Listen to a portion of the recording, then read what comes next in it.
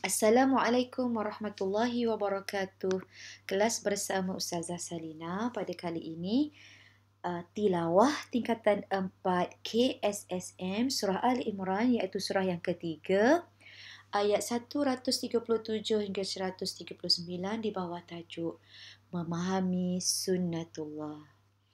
Jom kita belajar.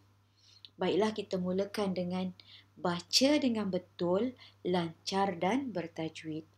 A'udzu billahi minasyaitonir rajim. Bismillahirrahmanirrahim.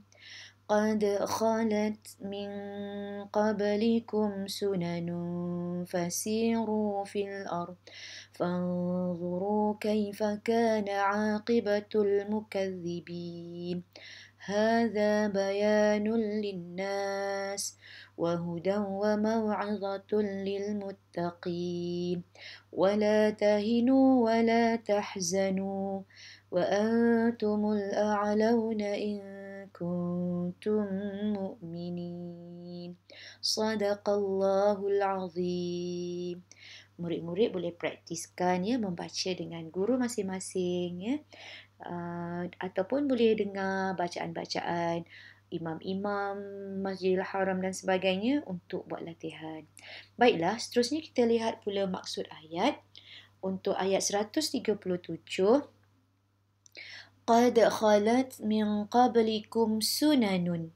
Sesungguhnya telah berlaku sebelum kamu sunnah-sunnah, iaitu peraturan dan ketetapan Allah.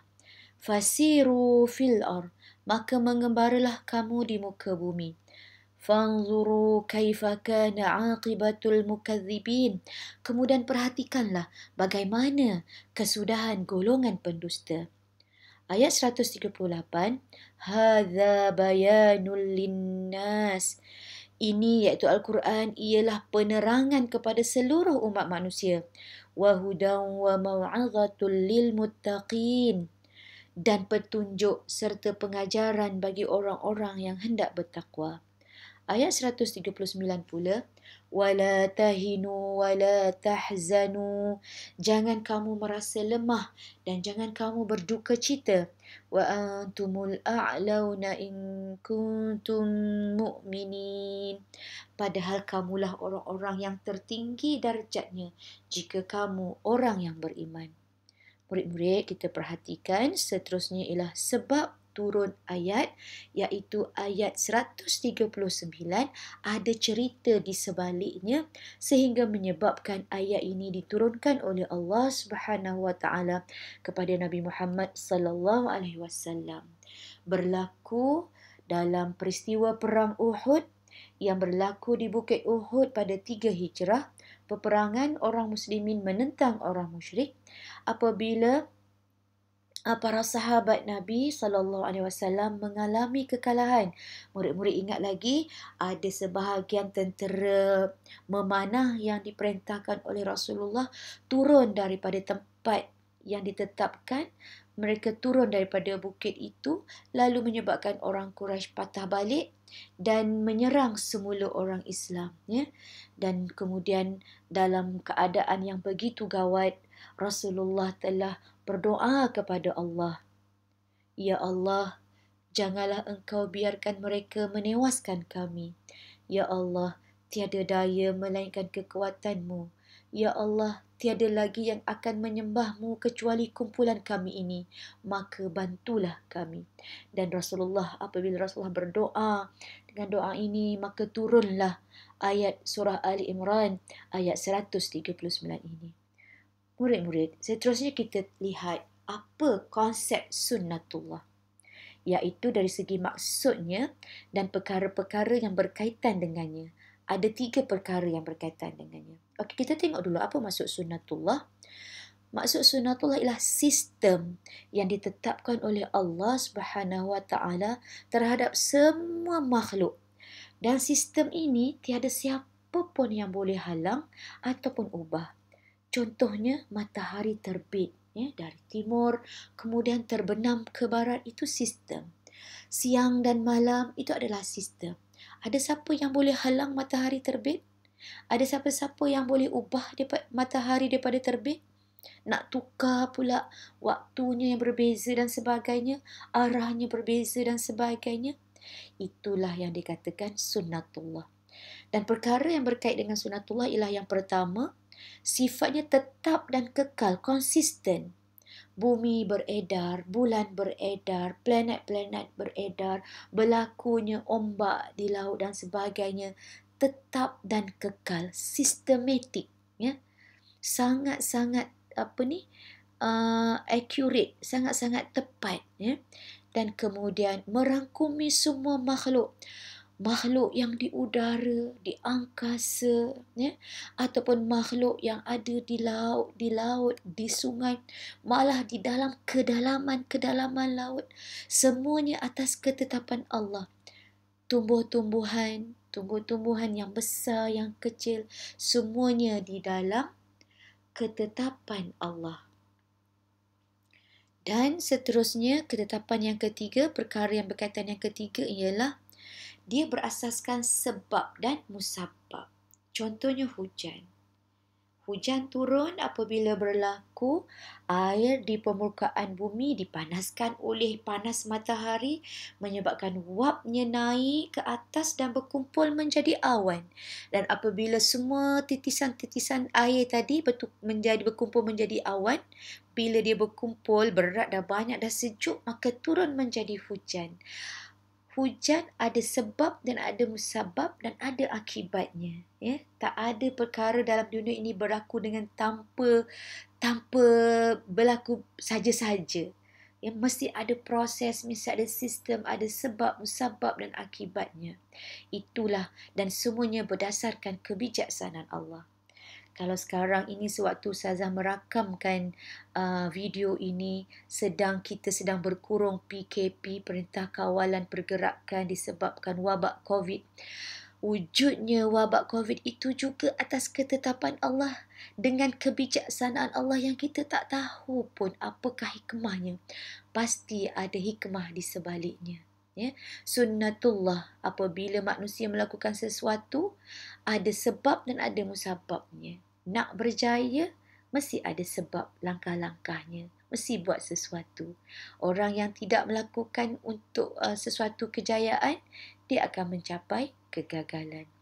Baiklah murid-murid, seterusnya kita lihat kenapa kita penting mengkaji sejarah umat terdahulu. Ya, Allah memerintahkan kita fasiru fil ard, mengembaralah ke muka bumi ni.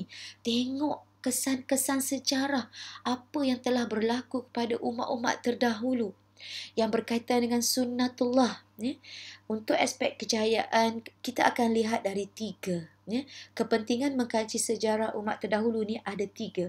Yang pertama, apa kejayaan-kejayaan yang mereka telah buat, apa perkara-perkara yang menyebabkan mereka berjaya, apa perkara-perkara yang menyebabkan mereka musnah, dan apa iktibar yang boleh kita ambil. Okay, untuk itu kita akan lihat contoh, sebab dan akibat. Untuk kejayaannya, kita tengok kepada kisah ini. Kaum Nabi Yusuf. Apa yang telah berlaku? Mereka telah menyimpan bekalan makanan semasa musim menuai. Murid-murid boleh tengok kisah Nabi Yusuf, ya. Nabi Yusuf ini Allah dah tetapkan dah bila beliau telah dibenci oleh adik-beradiknya yang masukkan Nabi Yusuf dalam perigi, ya. Nabi Yusuf dibawa oleh orang sampailah Nabi Yusuf masuk menjadi anak angkat pula kepada pemerintah. Kemudian Nabi Yusuf dimasukkan ke dalam penjara dan akhirnya Nabi Yusuf ini sebab dia mempunyai kemahiran menafsirkan mimpi, jadi dia dapat memberi tafsiran mimpi, ya, supaya masyarakat Mesir pada masa itu menyimpan bekalan makanan semasa musim menuai. Dan hasilnya, kesannya, akibatnya, mereka selamat menghadapi kemarau yang panjang, iaitu selama 7 tahun. Selama 7 tahun mereka menggunakan simpanan mereka yang mereka simpan tu. Masa menuai tu mereka simpan. Bukannya dihabiskan semua sebab nak bagi bekalan semasa kemarau panjang. Jadi, Apabila sunnatullah dilaksanakan dengan betul, bila kita melakukan satu strategi yang betul, kita akan berjaya. Begitu juga dengan kisah tentera Talut, Talut dan tenteranya. Mereka berperang dengan Jalut. Murid-murid boleh ikuti bagaimana ceritanya. Dan Talut ini menguji tentera-tenteranya siapakah yang mempunyai semangat yang betul-betul kental, kesabaran yang tinggi, jihad yang tinggi, semangat yang tinggi. Walaupun jumlah mereka tidak ramai, tetapi disebabkan mereka mempunyai ilmu, semangat dan tubuh badan yang kuat, mereka telah dapat mengalahkan tentera Jalut yang ramai. Okey. Ini sunnatullah. Untuk berjaya, mesti ada step-step dan caranya. Tak boleh duduk saja. Ataupun tak boleh kita buat sambil lewa. Kena ikut sunnatullah ini. Seterusnya, kita tengok pula sejarah-sejarah yang berkaitan dengan kemusnahan. Kaum Samud, iaitu umat Nabi Saleh. Apa yang mereka lakukan? Mereka ini angkuh dan menuduh Nabi Saleh pendusta. Walaupun Nabi Saleh telah menunjukkan mukjizatnya seekor unta keluar dari batu, tetapi mereka tetap angkuh. Dan akhirnya mereka telah dibinasakan dengan petir dan halilintar yang sangat dahsyat. Begitu juga dengan kaum Lut, iaitu umat Nabi Lut. Apa kesalahan yang mereka lakukan? Bila kita tidak mengikut sunnatullah, engkar dengan perintah Allah dengan melakukan homoseksual, iaitu hubungan lelaki dengan lelaki. Sunnatullahnya ialah lelaki itu pasangannya wanita, dengan cara yang halal. Tetapi bila melanggar sunnatullah, maka Allah datangkan akibatnya. Mereka telah dibinasakan dengan bumi diterbalikkan. Bayangkan, bila bumi diterbalikkan, apa jadi pada manusia dalam tu?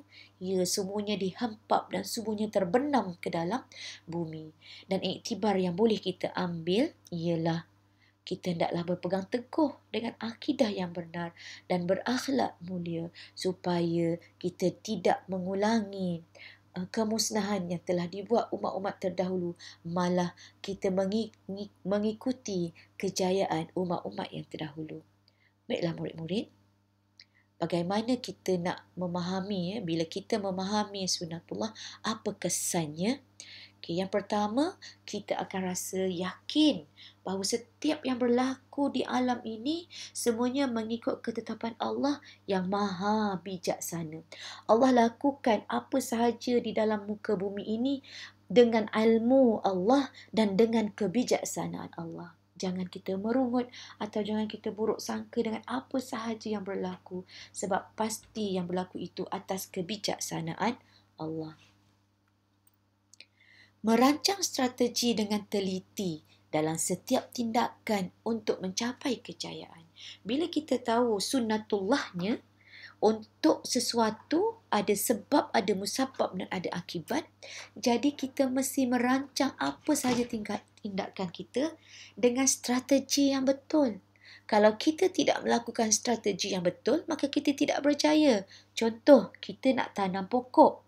Untuk berjaya, pokok kita dapat menghasilkan buah yang baik, mestilah disiram, dibaja, ditambahkan tanahnya. Itu strateginya, itu sunnatullahnya. Tetapi kalau kita tidak melakukan sunnatullah ini, kita tanam pokok, lepas tu kita biarkan saja, kita mengabaikan sunnatullah, maka kita tidak akan mencapai kejayaan. Samalah juga dengan kita dalam belajar. Sebab belajar itu strategi untuk mendapat ilmu. Dan ilmu itu strategi untuk menjadi orang yang berjaya. Ada ilmu dan ada kemahiran. Jadi, dengan ilmu dan kemahiran, kita boleh menjalani hidup kita dengan lebih cemerlang. Rancanglah strategi dengan teliti sebagai kesan kita memahami sunnatullah. Seterusnya, menerima ketetapan Allah dengan sifat positif dalam apa jua keadaan. Dalam keadaan yang sedih, dalam keadaan yang gembira, semuanya dijadikan positif. Bila kita mendapat nikmat, kita rasa bersyukur. Bila kita diuji dengan kepayahan, kita sabar dan redha. Sebab kita tahu semuanya adalah sunnatullah, ketetapan Allah yang pasti ada hikmah di sebaliknya. Mengkaji dan menyelidik kejadian alam untuk kita dapat pengetahuan dan kita dapat memajukan ummah. Ya, kejadian alam ini semuanya dijadikan untuk kita sebagai ibrah, sebagai pengajaran. Dan seterusnya, membentuk jati diri dan semangat jihad yang tinggi dalam menghadapi cabaran. Bila kita tahu semuanya itu adalah ujian Allah, setiap yang Allah lakukan pasti ada hikmahnya, maka dapat membentuk jati diri dan semangat jihad dalam diri kita. Baiklah murid-murid, apakah pengajaran yang boleh kita dapat? Yang pertama, kita mestilah yakin bahawa setiap yang berlaku dalam hidup kita adalah atas ketentuan Allah yang maha tinggi ilmunya, yang maha bijaksana. Dan kita hendaklah mengkaji sejarah umat terdahulu agar dapat, minta maaf ya ada typo kat situ, agar dapat dijadikan panduan dan iktibar. Seterusnya kita hendaklah mentaati perintah Allah agar mendapat rahmat dan kasih sayangnya. Dan kita hendaklah melakukan tindakan yang betul dan tepat agar mendapat kejayaan. Ada banyak lagi pengajaran ayat. Kita janganlah mudah menjadi lemah ataupun putus asa. Kita hendaklah terus berusaha, ya, mengharapkan bantuan dan pertolongan Allah. Sekian dahulu, moga ada kebaikannya. Wabillahi taufik wa hidayah. Assalamualaikum warahmatullahi wabarakatuh.